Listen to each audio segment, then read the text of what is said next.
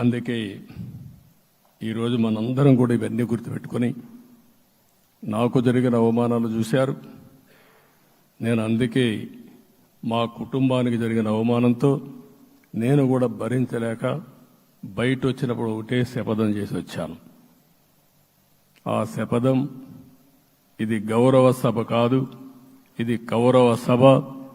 ప్రజాక్షేత్రంలో గెలిచి మళ్లీ ఈ సభను గౌరవ సభగా చేసి అడుగు పెడతానని చెప్పి శపథం చేసి బయట వచ్చాను.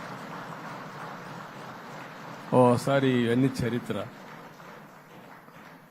ఆ శపథాన్ని ప్రజలు గౌరవించారు. గౌరవించిన ప్రజల్ని నిలబెట్టే బాధ్యత మనందరిపైన ఉంది. సభను కూడా ఎన్నోసార్లు పవన్ కళ్యాణ్ గారు చెప్పారు, భవిష్యత్తులో ఆంధ్రప్రదేశ్ శాసనసభని ఒక గౌరవ సభగా చేసి ప్రజా సమస్యల్ని చర్చిస్తామని చాలా స్పష్టంగా చెప్పారు. అలాంటి బ్రహ్మాండమైన వాతావరణం క్రియేట్ అవుతుంది. దానికి ఒక శాసనసభాపక్ష నాయకుడిగా నేను హామీ ఇస్తున్నా.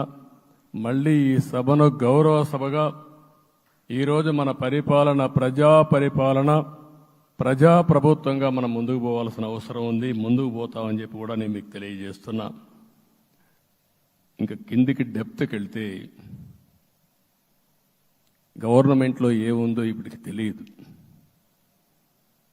ఎంత అప్పు ఉందో తెలియదు, ఎక్కడెక్కడ తెచ్చారో తెలియదు.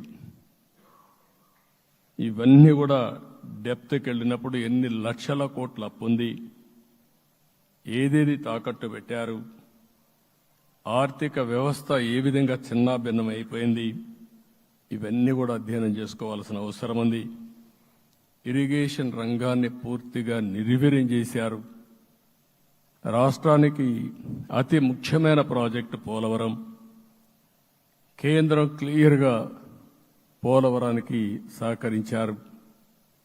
నాకు ఇప్పుడు కూడా జ్ఞాపకం ఉంది, 2014 కంటే ముందు నేను ముఖ్యమంత్రి అయ్యాను, ఎంపికయ్యాను, ఢిల్లీకి వెళ్ళాను.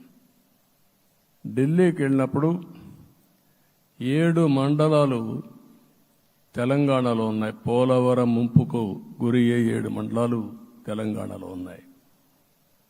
ఆ 7 మండలాలు అక్కడుంటే జూన్ 2వ తారీఖున నోటిఫికేషన్ వస్తే ఆ తర్వాత తెలంగాణ అనుమతి ఉంటే తప్ప, పునరావాసానికి ఒప్పుకుంటే తప్ప మనం పోలవరం కట్టే పరిస్థితి లేదు.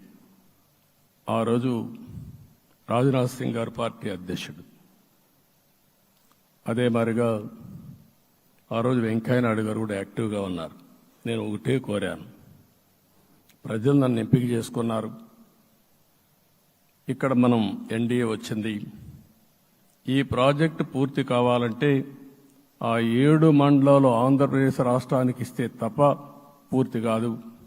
మీరు 7 మండలాలు ఇవ్వకపోతే నేను ప్రమాణ స్వీకారం చేయను, నాకు ఈ పదవి వద్దని ఆ రోజు చాలా స్పష్టంగా చెప్పాను. ఇది ఎప్పుడు కూడా చరిత్రలో ఎప్పుడు జరగని విషయం. ఆ రోజు ప్రధానమంత్రి గారు నరేంద్ర మోడీ గారు ఇవన్నీ ఆలోచించి ఫస్ట్ క్యాబినెట్ మీటింగ్లో పెట్టి ఒక ఆర్డినెన్స్ ఇచ్చి ఆ 7 మండలాలు ఆంధ్రప్రదేశ్కి ఇచ్చి తర్వాత పార్లమెంట్ సమావేశాలు పెట్టుకున్నారంటే అది ఒక చరిత్ర. అంటే ఆ రోజు కానీ కేంద్రంగాన 7 మండలాలు ఇవ్వకపోయుంటే పోలవరం ప్రాజెక్టు ప్రారంభమయ్యేది కాదు. అన్ని కష్టాలు పడి మళ్లీ డబ్బులన్నీ కోర్టు